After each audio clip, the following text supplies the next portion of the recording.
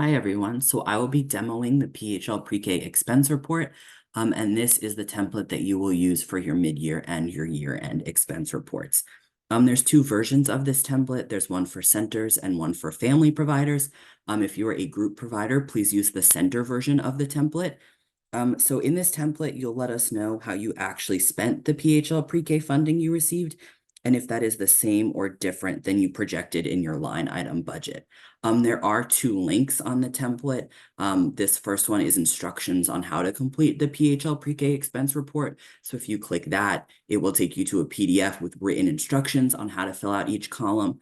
And the one underneath it is a video tutorial. So you will click that and it will take you to the YouTube channel. And you will be able to watch the video tutorial. So there's a few columns or a few tabs on the expense report. There's the summary tab, and then there's the individual expense tabs. So we're going to go over the summary tab first, and then I will go through the expenses and show you how they populate on the summary tab. Just kind of as a note, some of the columns in this summary page are locked. So you will get an error message if you try to fill anything into those columns, because they auto-populate based on what you put in the expense tabs. So first you will enter your site name. This is a drop down, so you will just drop down and you will be able to click your site name, time frame of report. So that will be either mid-year or year-end. So if you click mid-year, it will gray out the year-end columns, and if you hit year-end, it will gray out the mid-year columns. So for this tutorial, we're going to act like it's the mid-year. And just as a kind of a note, if you are doing this for your mid-year, please make sure that you save a copy of your completed mid-year, because when it's time for your year-end expense report, you will just be adding on your year-end expenses to your already completed mid-year report. Then you will add the date of submission and you will add your total budgeted amount. So this is the amount from your line item budget in your contract. And if you did do a contract amendment and you submitted a new budget as part of that amendment, that would be the amount that you are putting here. So for this purpose, let's just say that your budgeted amount was $100,000. And so you would put that there. So now for column A, these are just the budgeted expenses. So this is just a list of all of the different expenses. It's split up into 4 sections. And these 4 sections correlate with the tabs down here. So you have program staff expenses, program other expenses, occupancy expenses, and other expenses. And so you're not putting anything in column A. This is just a list of the expenses. And so for column B, you will be putting in your approved annual budget amount for each of these categories. So you'll be putting in, based on your line item budget, what you put for each of these categories. And please make sure that the total at the bottom, this will automatically calculate for you based on what you put in for each of these other rows.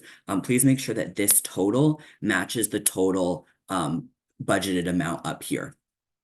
So you will do that based on your approved annual budget amount. And then you will use these tabs to put in your actual expenses, and the variance percentage will populate for you. So you will not be typing anything in for C and D. If you try to type something in, you will get an error.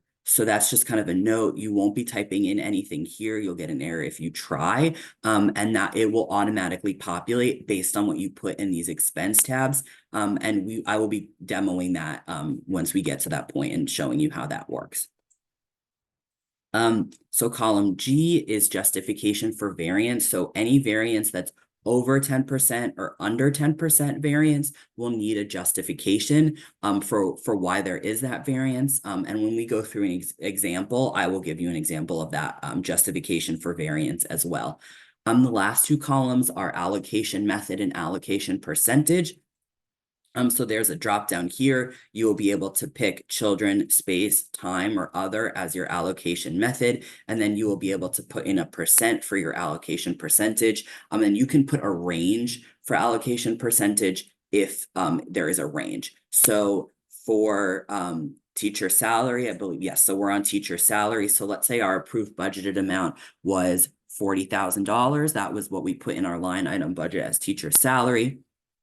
And so let's say for our classroom, right, for our teacher's salary, we had 10 PHL pre-K students and 10 non-PHL pre-K students in the classroom. So if we were going to use children as the allocation method, you would do the drop down here, you would pick children. And because there's 10 PHL pre-K children and 10 non-PHL pre-K children in the classroom, the PHL pre-K expense for the teacher salary would be 50%. And so if you have questions on that, or you would like to see that example again, you can click on the instructions on how to complete the PHL pre-K expense report. And there is a description of how to fill out the allocation method and percentage. And there's that example written as well. So now we're going to go to the expense tabs. So as I said before, what you put in the expense tabs will automatically populate for the actuals and variant percentage here. So let's go to the staff expenses. So we did before we did teacher salary, that was the example. So you're going to pick from the drop down. So we would pick teacher salary. You would put the name of the teacher, the position. So let's say it's a lead teacher. And here you would put what your actual expense was. So let's say the actual expense was $10,000. So you'd hit tab, and then in column F here on all of these, it will show you your year-to-date total. So when you fill this out for the year end, this will be green and the mid-year will be gray. And when you put in a total here, your total to date will populate over here. So also just as a note, you need to fill out column A before you move on, or you will get an error message. So let's say you wanted to add another teacher. And let's say that was, 3,000 or something like that, 30,000, whatever it was.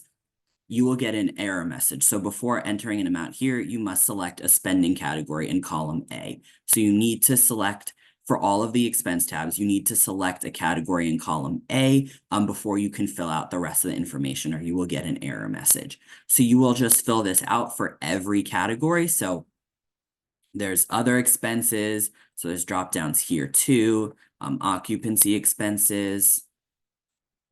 There are drop downs, and also other expenses.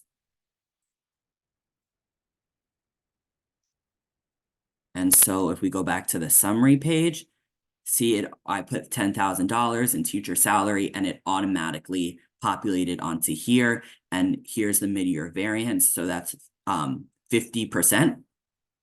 So because it is under or over 10%, I would need a justification. So you could say that there was a staffing shortage and unable to hire lead teacher position. So we would just need a justification if it's over or under 10%. So you would do that for all of these. You would do that for any columns that you had in your approved annual budget amount. You would just put in these tabs what your actual spending is, and then if there is a variance of over or under 10%, you would add a detailed justification, an allocation method, and an allocation percentage for all of them. If you do need additional lines in the template, or you have any questions about how to complete the template, you can email us at phlprek@phmc.org, and we would be happy to help you to answer any questions you have about what you should be putting in for different columns. Or just any technical questions you have as well. Thank you.